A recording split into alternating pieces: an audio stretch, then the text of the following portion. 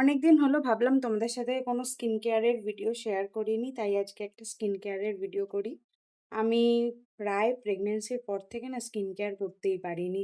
কারণ আমি যাই করতাম না কেন তাতে আমার ঠান্ডা লেগে যেত। তো কিছুই আমি ইউজ করতে পারতাম না। মুখটা শুধু জল দিয়ে ধুতাম।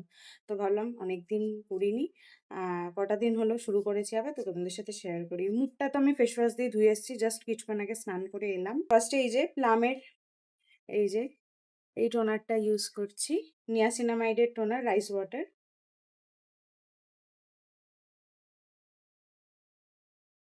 তো এরপরে এই যে এই সিরামটা ইউজ করব প্লামের।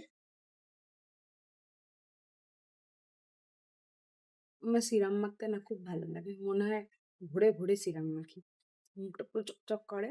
এরপর এই যে পন্ডসের এই হাইড্রা মিরাকেল এই লাইট জেলটা ইউজ করব। আগে এত কিছু ইউজ করতাম না, এত মুখ ঘামতো, কিন্তু এখন এসিতে থাকি বলে।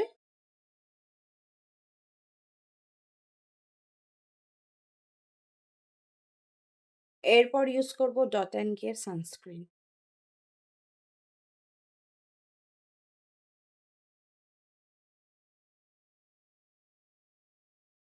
লাগাবো লিপ বাম।